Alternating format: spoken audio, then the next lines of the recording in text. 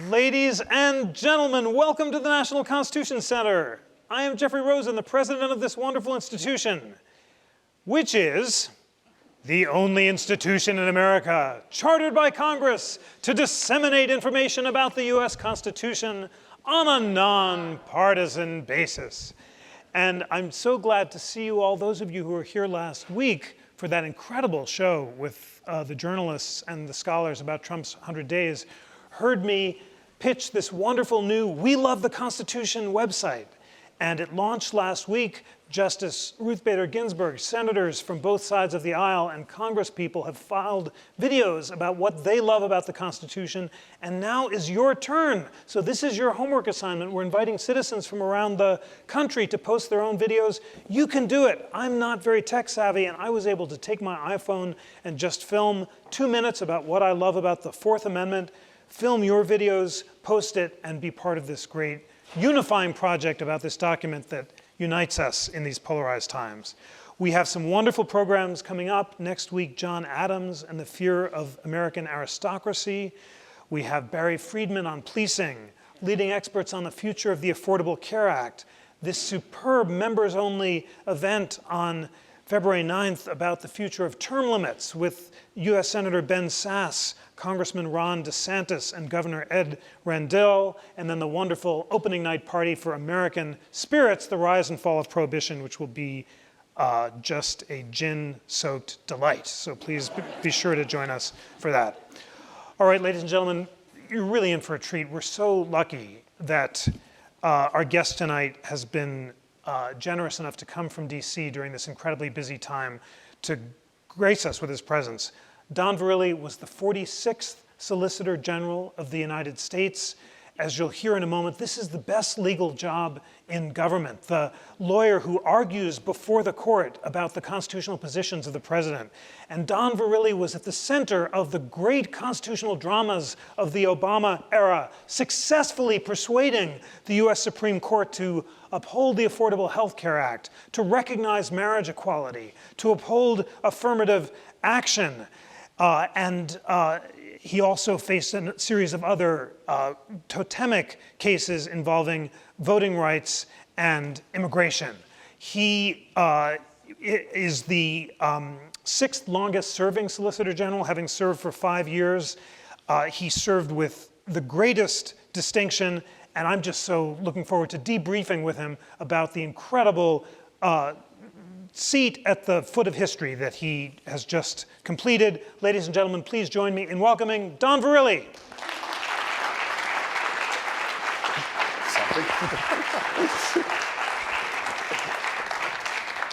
So excited that you're here. Welcome to the National Constitution Center. Thank you for that rousing introduction. Well, it's very true, and I just want to download on the amazing constitutional dramas that you've experienced.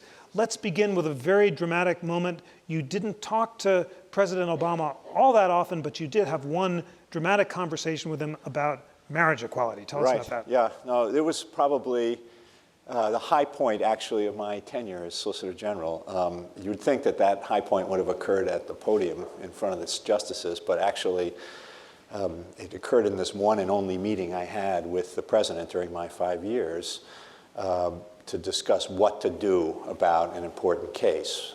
Most of the time, the president really respected the independence of the office, which if we want to get into that later, that the office does by and large operate independently. But we had an extremely consequential decision to make in the spring of 2013.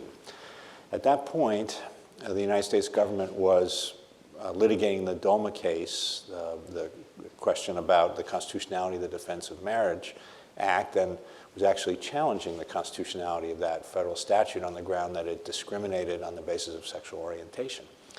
You may remember that a case came up to the Supreme Court at the same time as the Windsor, the DOMA case, and it was Perry against Hollingsworth, which raised the question about whether California's Proposition 8, which banned same-sex marriage, was unconstitutional.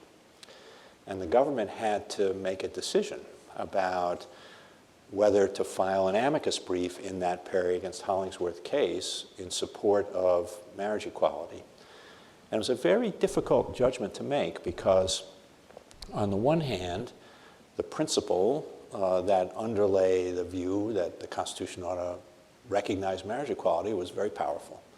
On the other hand, it was imperative that we win the Windsor case where we were challenging the Defense of Marriage Act. We were a little bit out on a limb there and challenging that law, and it was imperative that we win it. And we had a concern that if we went into Perry against Hollingsworth with an amicus brief, that it would send the signal that if you're going to rule for us in the DOMA case by striking down DOMA, that that's going to necessarily imply that you need to recognize marriage equality now. And that we had a concern that the majority of the justices wouldn't be ready to do that in 2013, and that by suggesting that linkage, we might make it harder to win the DOMA case. So I really thought this was a consequential decision. So the one and only time I asked for permission to have a meeting with the president.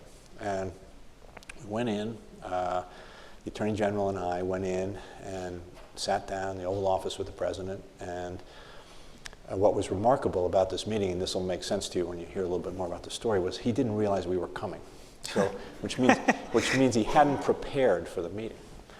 And so we went in and I laid out for him what the choice was, just as I described it to you. And I said to him, well, let me first tell you all the reasons why we shouldn't file a brief. And then after we get done with that, let me give you the reasons why I think we should file a brief anyway, despite all those reasons why we might not.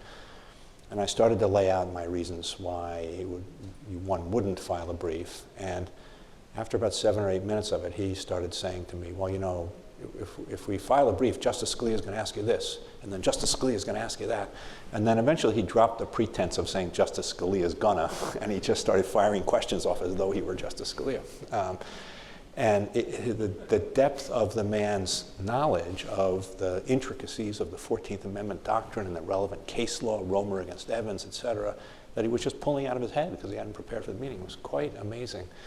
And so we went through all of this back and forth, and then eventually got to a point where he said, you know, the most difficult thing about this judgment is that this would be a lot better if this were accomplished through the political process, through the majoritarian process. And not through the courts, because then it would have more legitimacy and solidity to it.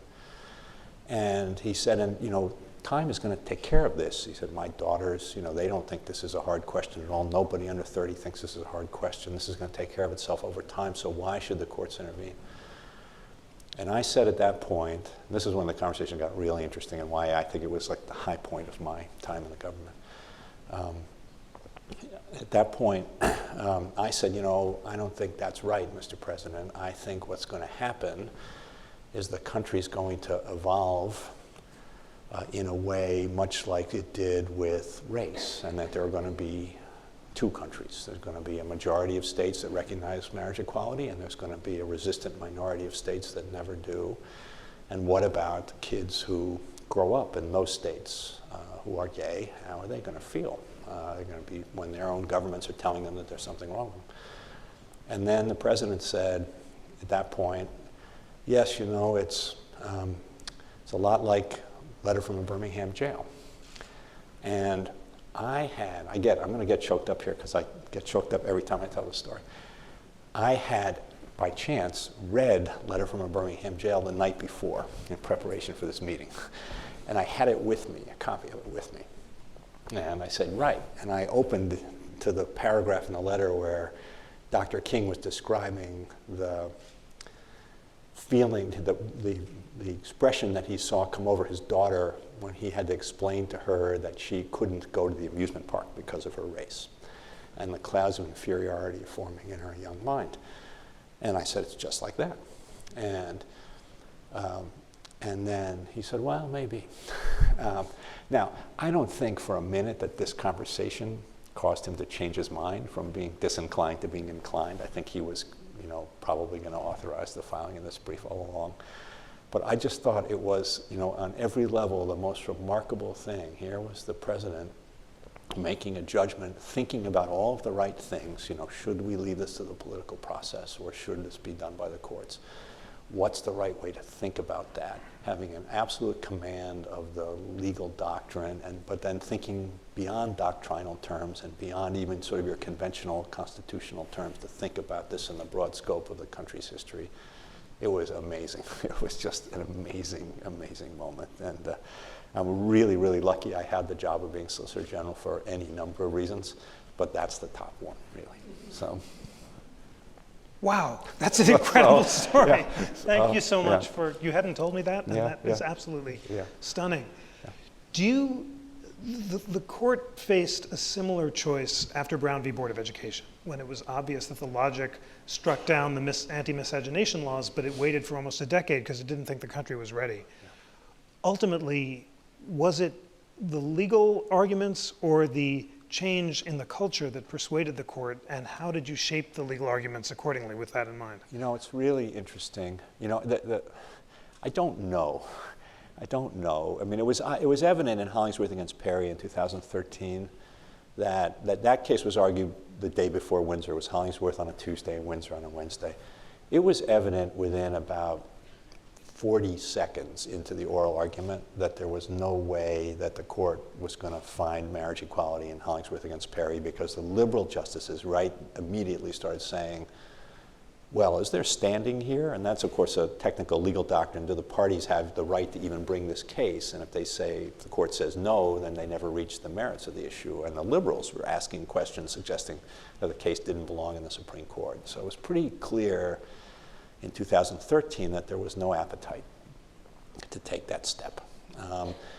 And yet, they took the step only 2 years later, which is quite remarkable. And as you said, with respect to Loving against Virginia, that was 1967. That was more than a decade after Brown, and there was a whole lot of social change that occurred in that 13-year period between Brown and Loving. Here you had only a 2-year period. And I find it hard to believe that the legal arguments made the difference there. So I do think that it was something about the ease with which society appeared to be accepting the proposition of same-sex marriage equality, and the ease with which they accepted it, not exclusively, but largely across the ideological spectrum, and that there were many constitutional conservatives who embraced the argument in favor of constitutional right to marriage equality. And it did have an effect, I will say, on the way I argued the case. I argued essentially the same issue in 2013 in Hollingsworth, and then in 2015 in Obergefell. And in 2013 in Hollingsworth, I argued it in a sort of a typical lawyer's lawyer manner. I said, here's the legal doctrine under the 14th Amendment. If the following conditions are satisfied, then there's heightened scrutiny, which means there needs to be a really strong justification for the ban, and there isn't. And the argument basically went over like a lead balloon. It like convinced nobody. And I had that feeling as it was going on, and it just wasn't getting any traction. So when I went back 2 years later and argued in Obergefell, I decided I was just going to do a totally different argument. That what I was going to essentially do in Obergefell at oral argument was have the same conversation with the court that I had had with the president 2 years earlier, when we were deciding whether to file the brief in Perry against Hollingsworth, and talk about the idea of the nation being divided and how that was intolerable as a constitutional matter, and the ideas of individual dignity and what it would mean to children growing up in these states who were gay and who were being treated as second-class citizens in their states. And if you sort of go back and look at the transcript, it was all that kind of stuff as opposed to legal doctrine, and that just went over a lot better. I could just feel the connection with the justices in a way that I totally failed to manage 2 years earlier. Talk about feeling that connection. Describe how intimate an experience it is, because the justices are no further from you than the people in the they're much closer. They're closer. Yeah. So you're looking at them in the eye, and you're arguing with individual people, and maybe use the Obergefell argument as an example. Was there a moment when you knew you were connecting with Justice Kennedy? What's it feel like? Yeah, it's true. They're right there in front of you. And one of the amazing things about doing the argument is any argument there, but especially these highly charged ones, it's like the whole universe shrinks down to you and them. In your field of vision, you can see them all in your peripheral vision from one end to the other, but just barely. But that's the whole universe right there, and it sort of feels like that. There's nothing behind you. It's just this, and it's extremely intimate. And they're, usually on a case, and when you're the Solicitor General, you tend to get to argue the big cases. Just whoever has the job gets to do them. But they tend to be the cases where they're really engaged. And then on the really, really big ones, and Bergefell's certainly in that category, there's a sense of high drama in the room. They know what is at stake in these cases. They know what's at stake for them, for the institutional legitimacy of the court. They know what's at stake for the history of the country. And so they are fully engaged. And so they're leaning in like this from the bench, and you're standing up at the podium, and you really feel almost like, you're in each other's faces, particularly the Chief Justice and the senior-most justices who sit right by the Chief, because they're right there in front of you. And you can see every twitch, every nuance, every flinch. You can see when the blood is rushing to their faces. You can see when they're exasperated. You can see all that stuff. And you can also, as Jeff, as your question identified, is exactly right, you can feel when you're connecting with them. It doesn't always happen, believe me. A lot of times you're not connecting at all. But when you are connecting and you sort of, it's a human thing. You've all had that experience in conversation. And where you just, okay, this is working. This person's getting what I'm saying. I'm getting what this person wants to hear. I can keep this going. And I was very lucky in Bergefell because that did happen with Justice Kennedy. It just happened. And it happened, really pretty early on. And it probably happened a bit as a result of a little bit of shamelessness on my part, in that I said to Justice Kennedy that his opinion in the Lawrence against Texas case some years ago had helped society come to understand something fundamental, which is that gay people can live openly in society and ought to have a right to live openly in society, and that once, because you, Justice Kennedy, had helped America see that, we were now in a position to recognize that people who can live openly in society as equals have to be able to marry. And it was that, it just happened. And then after that, virtually everything I said to him kind of had that same feel to it. So it was pretty great. It was pretty great. Wow. Yeah. This must have driven Justice Scalia crazy. He laid back a little bit in that argument, and he snapped at me one time, but it was quite reasonable about it. Justice Scalia gave me a bad time a lot, but I loved him. I miss him. He was an extraordinary justice and made an extraordinary contribution to the development of the law. And it took me a couple of years into my 5-year tenure to figure this out, but I figured it out eventually, and it helped a lot with Justice Scalia. It wasn't personal. It wasn't personal. He believed what he believed. He liked a good argument. He expected you to give as good as you got. And once I got comfortable giving as good as I got, it went much better. So. Did you have any bonding moments with him off the court? Yeah, a couple of times. We shared the same favorite restaurant in Washington, and so we would actually often bump into each other there, and we would make a habit of either he would come over and visit with me and my group, or I would go over and visit with him and his group. And he was, in addition to being an extraordinary jurist, a fine human being. What's the restaurant?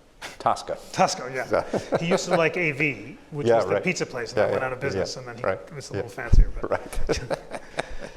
So the healthcare case, what a drama. Remember, ladies and gentlemen, the highest possible constitutional stakes, all eyes are on Don. You get hammered in the first argument, you take a drink of water that goes around the world, and then just pulling a rabbit out of the hat, you end up having made the argument that persuaded the Chief Justice to uphold the case. Just take us through that amazing roller coaster. It was amazing. It was amazing, yeah. And people ask me about that, all the criticism and whatnot.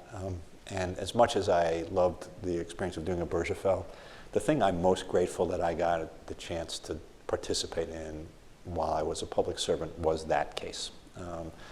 It was a case of historic importance, and so much was on the line in so many different ways. And despite all the craziness that surrounded it, I actually do think that was a case where the lawyering may have made a difference. Now that sounds immodest, and I apologize. Probably didn't. Probably was the justices on their own. But the this business about winning it under the tax power, I think when I speak in public, the question I get asked most frequently, I think, is, were you really serious about that? Did you ever think you were going to win on that ground?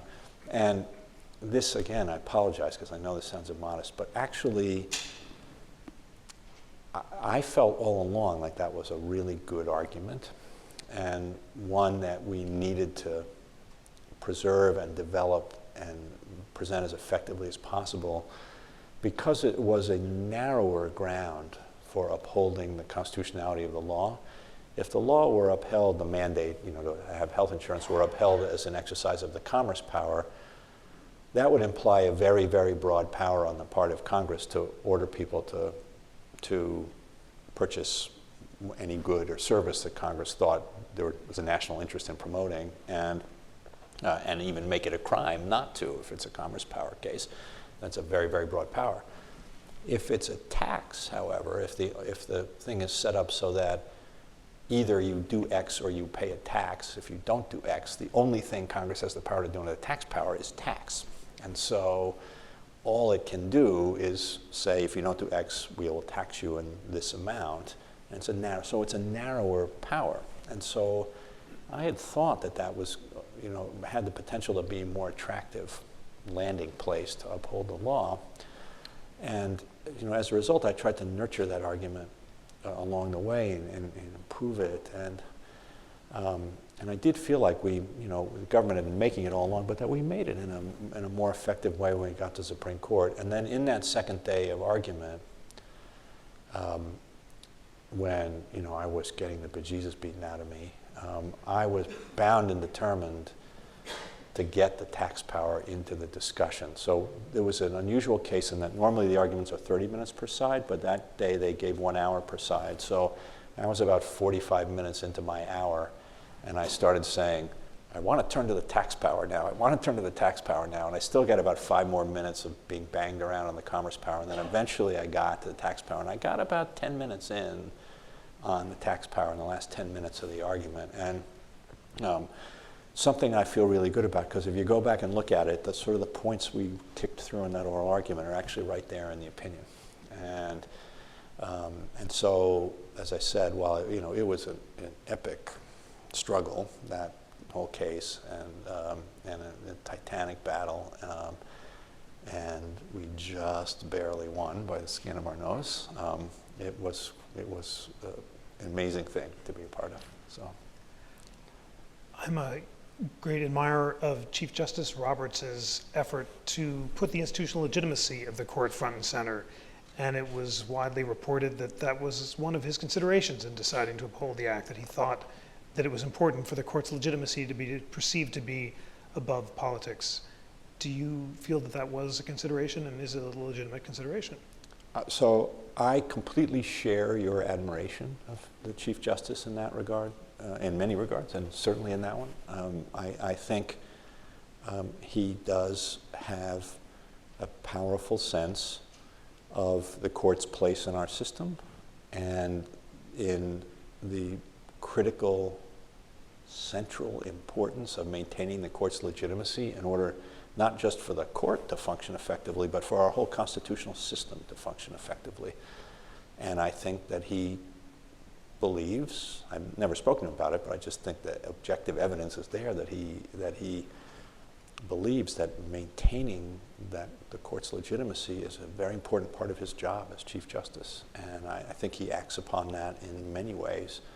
And it may well have had something to do with his decision about how to cast his vote in the first healthcare case.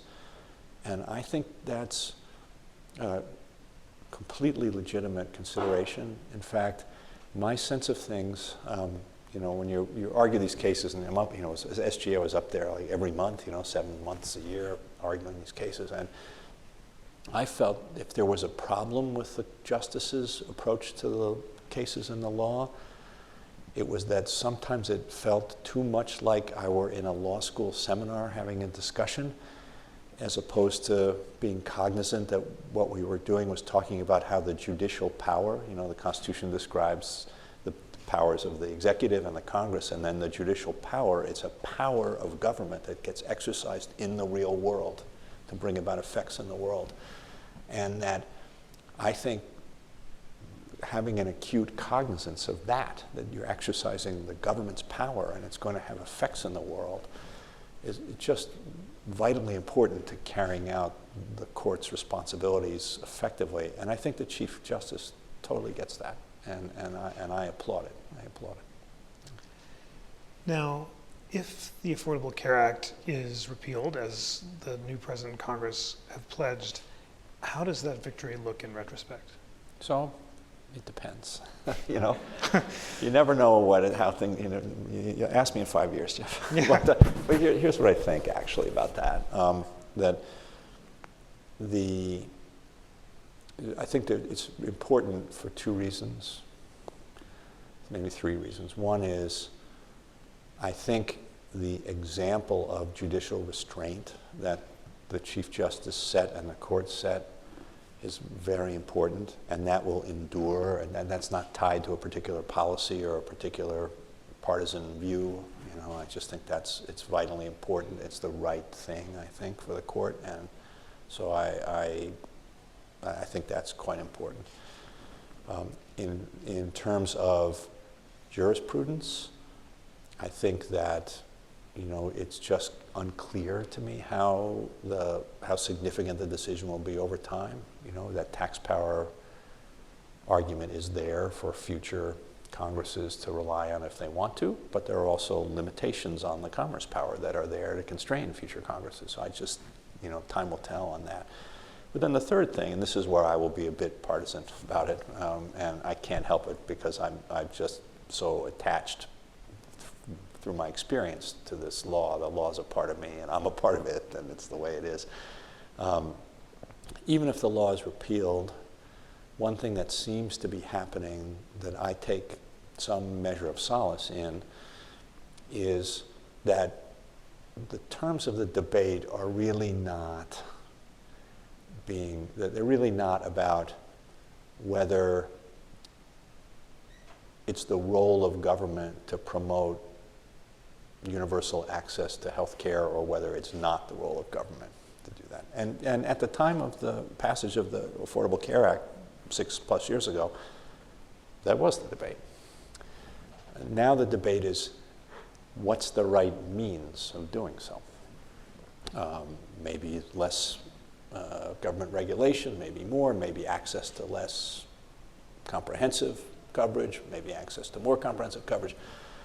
But I do feel like the terms of the debate are different now, and I think that the court's decision upholding the law allowed the law to be implemented, and that had the effect of demonstrating that it was possible, bumpy, flawed way that is always true when you're trying to roll out some big new program, but possible actually to move the country towards the objective of ensuring that everyone can have access to affordable health care, and that by showing it was possible, the terms of the debate have changed, and that will endure, I think. I think that will endure. That's beautiful. So those are three persuasive points. Well, won't restate them except to say judicial restraint and the future role of government will indeed be significant in the way you described.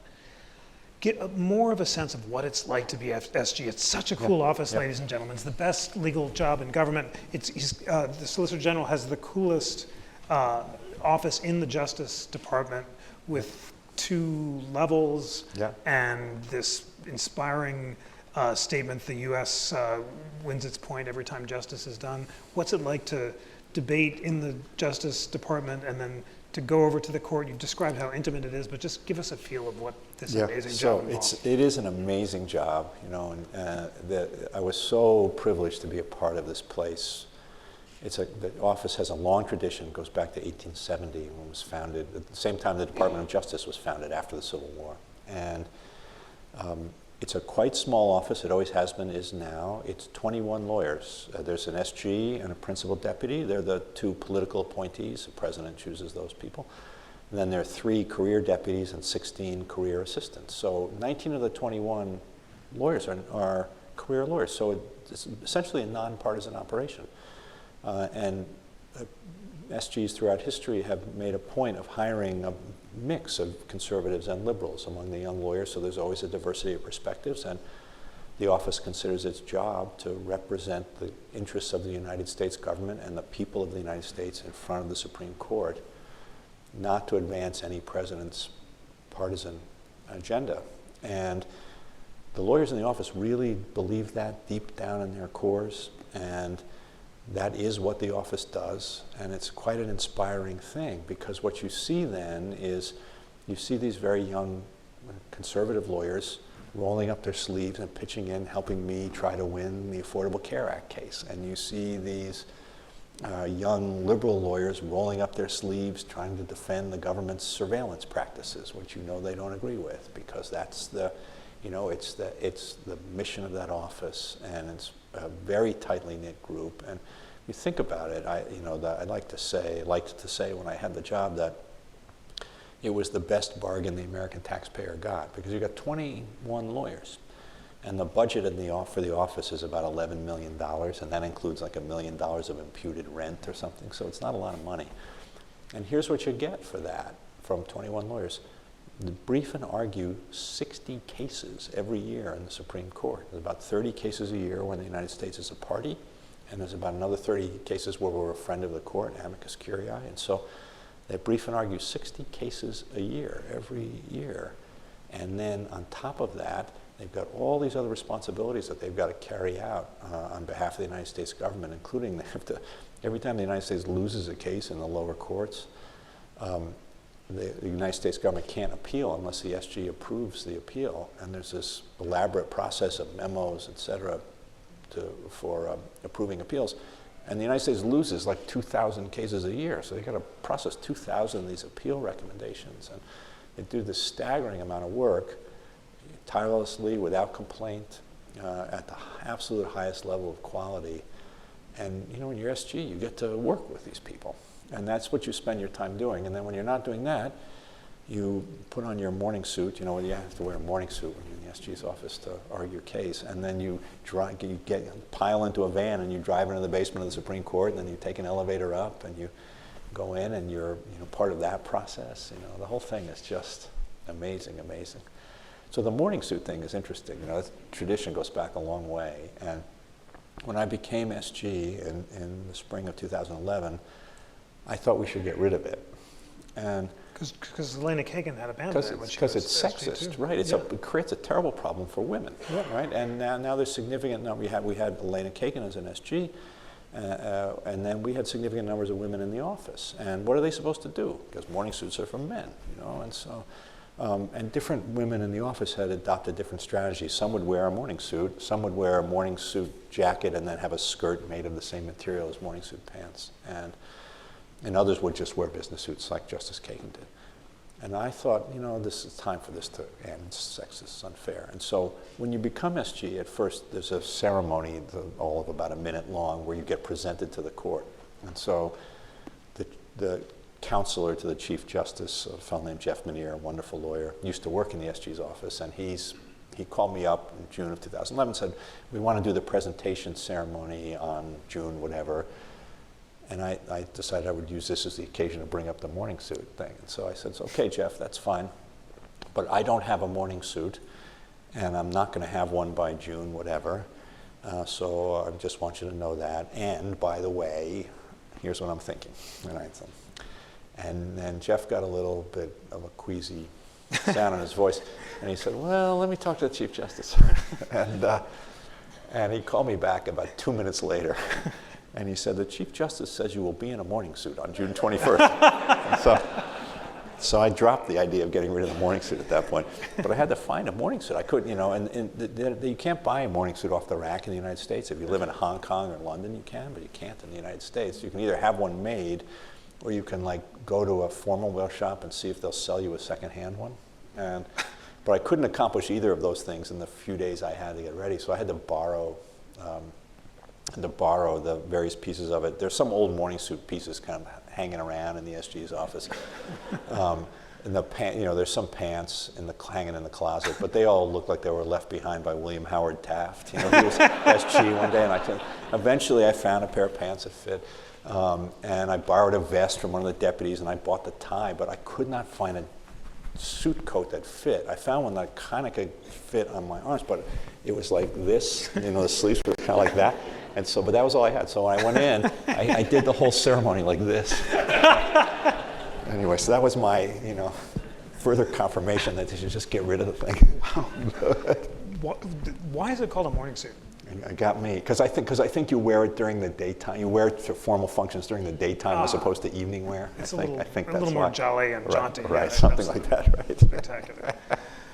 So you had a few, your win record is really remarkable. Obergefell, the healthcare case. King v. Burwell, another healthcare case. Whole Women's Health, Fisher Affirmative Action. Windsor, the Defense of Marriage Act case. But you did have a few important defeats, and maybe the biggest was Shelby County, the voting rights case. Tell us about that. Yeah, so that was definitely the monumental defeat that occurred during my tenure. That was a case about the constitutionality of Section 5 of the Voting Rights Act. And, I was concerned about it in that a few years earlier, before Shelby County, the court had taken up the question of whether Section 5 of the Voting Rights Act was constitutional in another case, and it had found a reason not to decide the issue, but it had sent a pretty clear shot across the bow that the constitutionality was in question. And the Section 5 of the Voting Rights Act imposed certain obligations on certain states in the Union based on particular history of discrimination in the area of voting on the basis of race a long time ago, and the decision was initially made to single out this group of states in the 1960s. And the essential constitutional argument was that now it's 50 years later, and whatever evidence might have justified the differential burdens that you're imposing on states 50 years ago doesn't seem to be there now, and so this burden is not constitutional. And I knew it was going to be a tough struggle to try to win that case, and there were sort of two ways of approaching it, but it just this tells you something, I think, too, about the job of being SG, and that one way to argue the case would have been to go in and make a really strong, firm stand on civil rights principles. Talk about that this statute is an iconic part of American history. It was vital to our progress on the civil rights. Think of the Edmund Pettus Bridge, think of, but I thought that, but I needed to get 5 votes to get this thing upheld. And I thought there was no chance that I was going to get a 5th vote if I argued the case that way. In fact, I thought that the justices who I might have some chance of appealing to, the Chief Justice, Justice Alito, Justice Kennedy, would hear in an argument like that a subtle accusation of racism if they were disinclined to agree with me. And so I thought an argument like that would push them away rather than attract them. The other alternative, which is the one I adopted, was to try to argue it in terms of judicial restraint, to say that this is a broad social policy issue where Congress has got superior ability to make analytic judgments about the state of affairs on the ground, and which, given that and the long-standing tradition, now 50 years of this law being in place and the manifest benefits that it's brought about, that the right thing to do is to stay your hand. That's the kind of argument I made.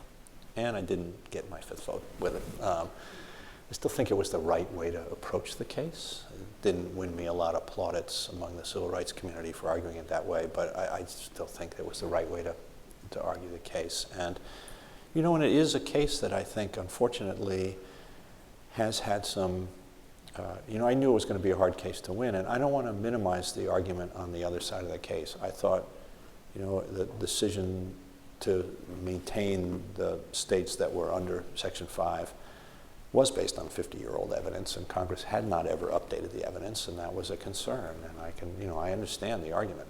I still think that the right course of action would have been restraint, but I understand the argument on the other side. But the problem is, I think that once that restraint was removed, there was a lot of opportunity to engage in the kinds of sort of below the radar screen activities that don't deny people the right to vote outright, but that make it harder to vote. Fewer polling places, fewer days of early voting, all those sorts of things that in the aggregate result in a material diminution in the number of people who get to vote, and that all of which would have been subject to the what they call preclearance, the review process under Section 5, that those kinds of states and localities could not have imposed those kinds of changes without getting approval from the government and having to explain why it was that they were making it harder to vote. Now they can. And of course, the argument on the other side, and as I said, I realize it was hard, is that, well, yes, that would have been true in North Carolina or Georgia or whatever, but there are plenty of other states where that kind of activity was occurring, Wisconsin and other places, that weren't under the Section 5 scrutiny to begin with, and it wasn't fair. If you're not going to scrutinize Wisconsin, why should you be scrutinizing North Carolina? So I get it. I get that that was a hard issue, but it was one of the most important statutes that ever was passed in American history, and I didn't successfully defend it, and so that was definitely the most monumental loss of my time. You've talked a few times about judicial restraint, which is obviously important in the abstract, that Congress rather than courts should make policy.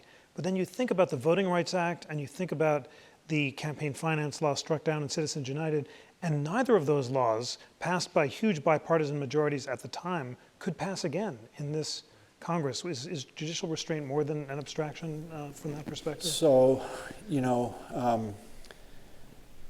it's true, Jeff, that neither of those laws could pass now in this Congress.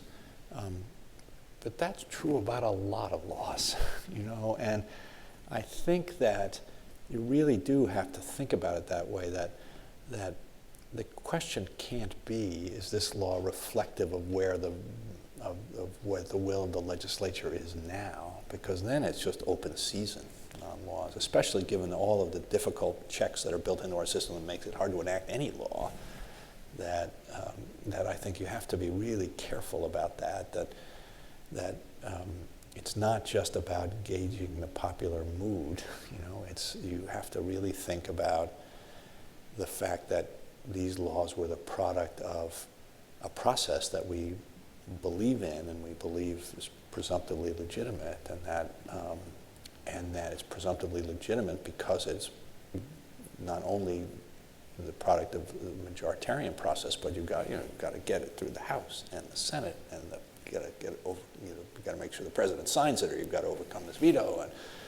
And it's hard to pass laws in this country, and I think there can be a temptation on the part of judges, and I'm not talking about this particular Supreme Court by any means, or any particular judge or justice, but there can be a temptation to think that you know better, and I think that's one that really behooves judges to resist, because a lot goes into the decisions a lot goes into the process that ends up passing laws, particularly these laws of great importance like the ones you've identified.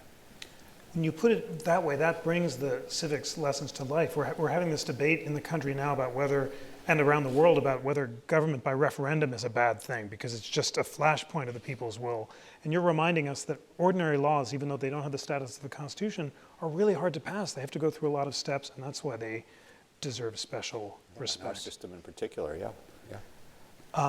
We've had some great debates here at the Constitution Center about judicial restraint, and people like our great visiting scholar Randy Barnett from Georgetown are now openly defending what's called judicial engagement rather than judicial activism, the idea that courts should be aggressive in policing the boundaries of Congress and the president and should not hesitate to strike down unconstitutional laws to protect individual liberty. Have the tables turned between liberals and conservatives when it comes to judicial restraint? Some. I mean, you and I are both old enough to remember that when Ed Meese was giving talks in the 1980s as Attorney General about the proper role for the court, it was judicial restraint. That was the organizing principle back then.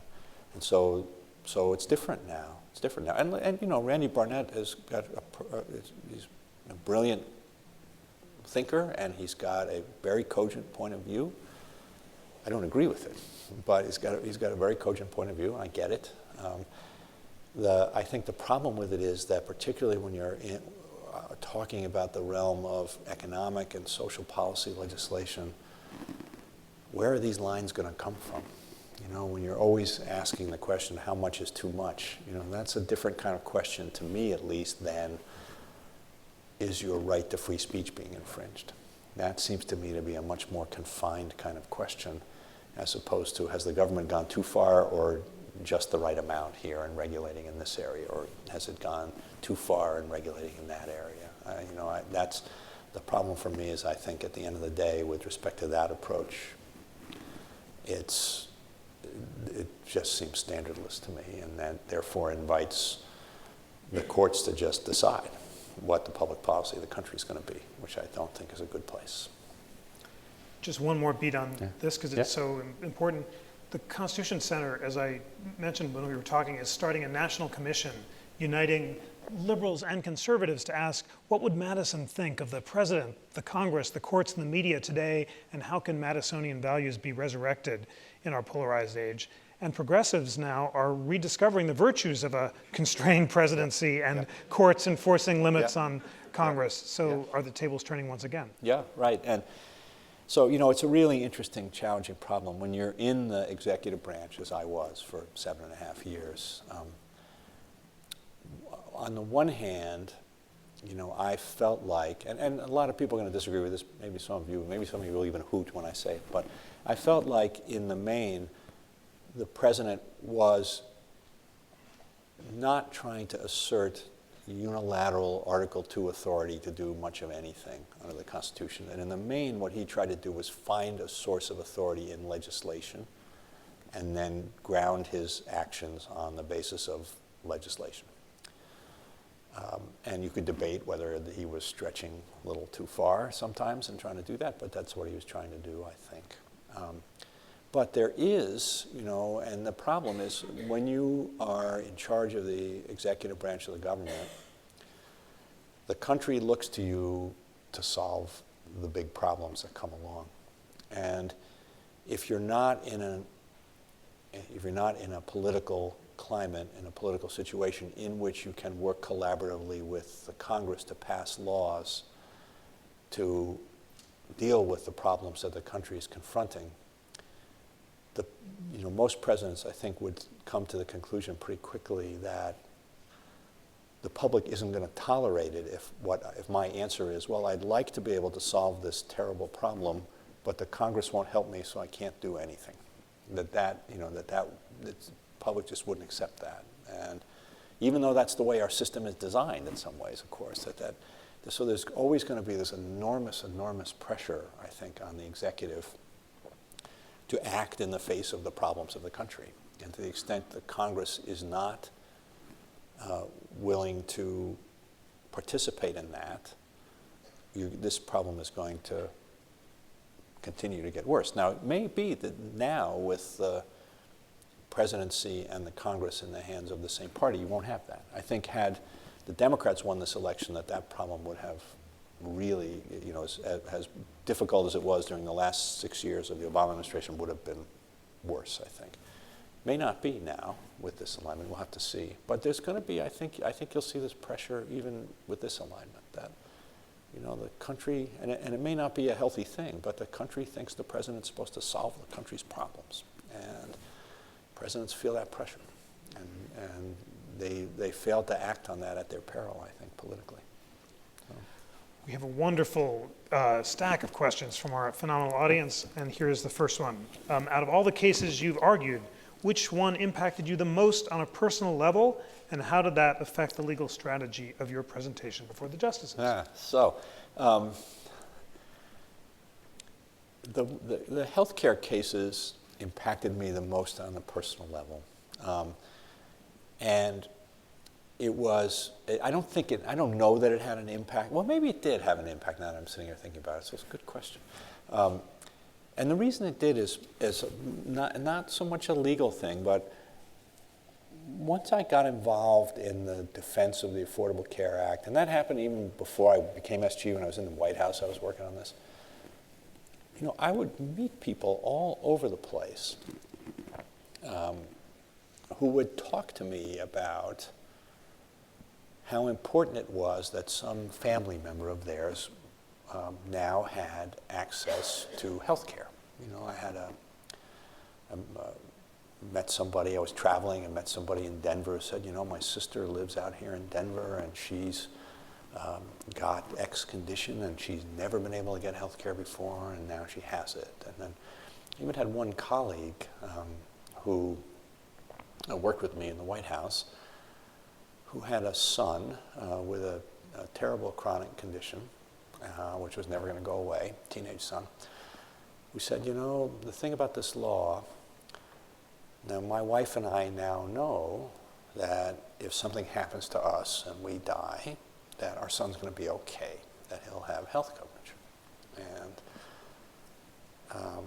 that happened after the first healthcare case, but before the second one, King against Burwell, which was also a big struggle trying to win that case. And so I think the way in which maybe this personal effect manifested itself was during that several-month run-up period in King against Burwell when we were preparing the briefs and then I did the oral argument. There was not a single day that I did not think about that guy and his son.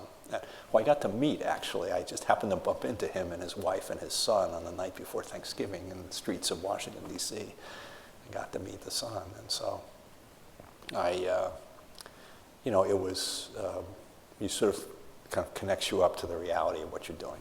That yes, these are really great, important constitutional debates. And, yes, you're at the heart of these great political struggles and you're in a really historic moment. But, really that's what matters. That kind of, getting an understanding of what you may be a part of accomplishing. All right, so that's the one that had the most effect on me. Beautiful. The next question is, what do you think of the crew suit brought today? That involves the Foreign Emoluments Clause. We're doing a podcast on it later this week, so we're going to have some experts. You may not have read up on it, but I know a little bit about it. Yeah.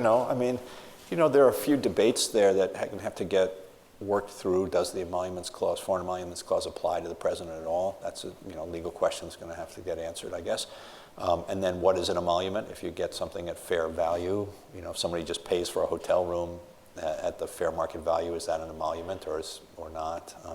But I think the trickiest part about the crew cases, I look at it as figuring out whether the challenger has standing to sue. And, standing is this technical legal doctrine that says that you as an individual have to be injured by the thing you're complaining about, or else the case is not one that's properly in front of the court. And so I think that's going to be the thing to watch in that case, whether they can establish standing. The Constitution Center has to be nonpartisan, but the questions don't, so here we go. Oh, good. How would you have handled the Obama meeting if you had to deal with a president less familiar with the constitutional issues, i.e. President Trump? Same way.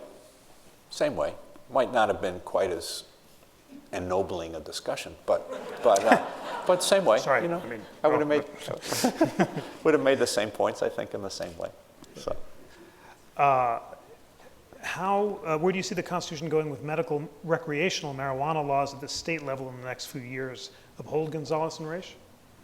Yes, I would. I think Gonzalez and Raich is going to stay where it is, and I think there's the federal authority to regulate is established. I'd be surprised if that changes. And then the federal government will have to decide how it's going to exercise that authority. The Obama administration made a certain set of choices about how it was going to exercise or not exercise that authority in states that had legalized marijuana, and now the new administration will have to decide what it's going to do about that. In your opinion, does anyone have standing to challenge the repeal of the Affordable Care Act, particularly given President Trump's executive order issued yesterday? So I think, It's hard for me to envision standing to challenge a repeal of a statute. If they actually go through the constitutionally prescribed processes to repeal the statute, then they'll have gone through the constitutionally prescribed processes to repeal the statute. I suppose there may be possibilities to challenge actions short of legislation. That, in other words, if there's a particular provision in the Affordable Care Act, say the provision that provides for contraceptive services to be covered as part of minimum health benefits, I believe that was put in place by a regulation, so it can only be removed by a new regulation. And so if the new administration were to try to remove it without a new regulation, maybe you could bring a lawsuit to challenge that particular thing. So there may be particular things like that that could be subject to challenge depending on the procedures that the new administration takes if they try to walk back particular parts of it. But in terms of the bottom line repeal of the statute, if they enact a new law, they've enacted a new law. These questions are great. We have time for just a few more. How will President Trump handle all the lawsuits, conflict of interest? What should the Solicitor General do? Well, the Solicitor General, it's a really important distinction. The question raises a really good point. The Solicitor General is not the President's lawyer. The Solicitor, no, and I'm in all seriousness, the Solicitor General is the lawyer for the United States. And represents the institutional interests of the United States government. Now, there might be some ways in which some of these conflict of interest issues intersect with and implicate the institutional interests of the United States government, in which case the SG would have to be involved. But a lot of them are not going to be issues for the SG. They're going to be issues for the White House counsel or even for President Trump's personal lawyers. But there probably won't be in the ambit of representing the United States, which is what the SG's job is. This is a beautiful question here at the Constitution Center where President Obama gave his race speech. The questioner asks, how has Barack Obama's rhetoric changed our understanding of the Constitution, of we the people? Did he speak in constitutional terms? Yes, didn't he spoke all the time in constitutional terms? So one of the great things about working in this administration, the Obama administration, I thought, was that the preamble to the Constitution was genuinely the touchstone for the president. And he really did refer to it over and over again, and certainly used it rhetorically, but more than rhetorically. He thought that the preamble to the Constitution captured the essence of the American experiment under our Constitution and the essence of our mission. And he defined our mission in those terms. And I found it having this effect on me. I started thinking about, and I actually talked about this a little bit at the very conclusion of the oral argument in the healthcare case on the third day, the first healthcare case, that really what you thought about, could think about the healthcare law in the way President Obama was thinking about our constitutional mission as a law that was there to help secure the blessings of liberty. It secured them by creating the conditions in which people could flourish and experience liberty. And so I do think that the president, that certainly imbued the administration and the people carrying out the policies of the president during the Obama administration, that sense that what we were grounded in was the preamble to the Constitution. That's a wonderful answer. We can't top it. Ladies and gentlemen, please join me in thanking the great Don Verrilli. Thank you.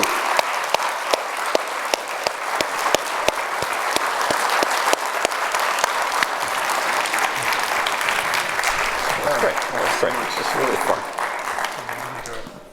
Thank you, everyone. See you soon. Yes, sir.